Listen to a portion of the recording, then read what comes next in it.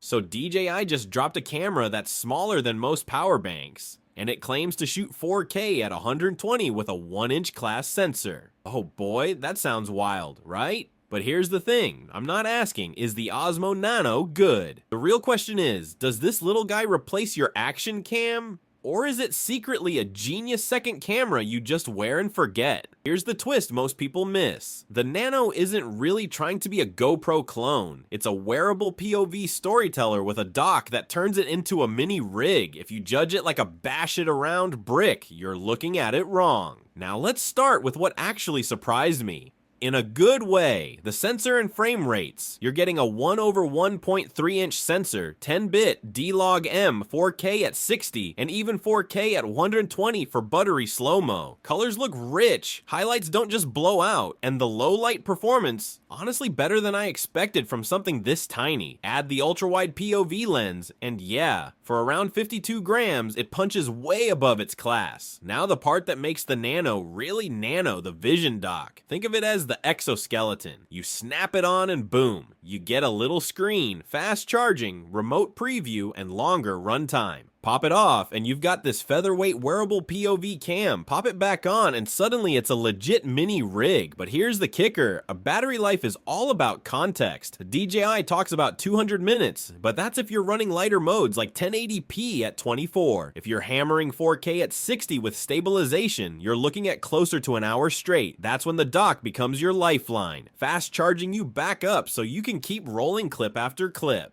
Let's be real about ruggedness too. Nano itself, waterproof down to 10 meters, no case needed. Perfect for a swim, a rainy ride, or tossing it on a kayak. But the dock? Nah. Keep that thing dry. It's the control center, not your dive buddy. Now this is where it gets fun. Gesture and nod controls. You're riding a bike, both hands busy, just nod, and the Nano starts recording. How cool is that? You can literally trigger it without touching a button. And if you care about audio, it supports dual wireless mics so your voice doesn't get buried under wind noise. Then there's the image pipeline. 10-bit with D-Log-M means you can actually color grade this footage to sit next to your A-cam. Throw in that 4K at 120 slow-mo and ultra-wide POV, and suddenly your edits look way more immersive. If you're a Shorts or TikTok creator, this gives you that you are there angle your main camera can't. Okay, now let's hit the gotchas. 1. You'll probably want the dock. On its own, the Nano is gloriously tiny, but without a real screen and with those little buttons, controlling it isn't fun. The dock adds bulk and price, but it also makes the camera usable for anything more than blind POV shots. 2. Battery expectations. If your style is continuous 4K at 60 for hours, this isn't your hero camera. If your style is clip shoot dock,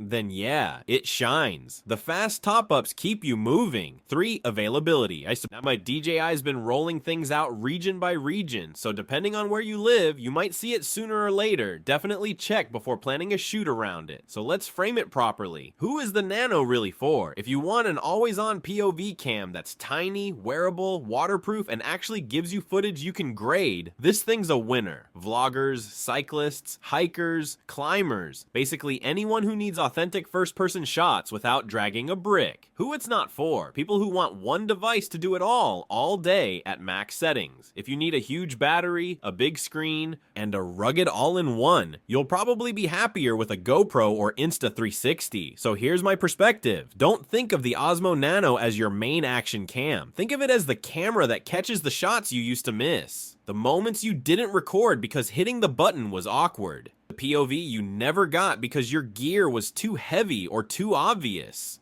This little thing is built for capture compliance. It's the camera that's always on you, always rolling, giving you the kind of shots that make your edits feel alive. Bottom line, as a primary action cam, maybe not, ninja. But as a wearable POV companion that adds a whole new angle to your storytelling, that's where it wins. Now tell me, how would you use the Nano? Mount ideas, crazy shots, or the one place your current camera just can't go? Drop your thoughts below. I'll pin the best ones so everyone can try them. And if you want me to put this thing through a real-world battery torture test, smash like. I'll take it out on a trail run and post the results.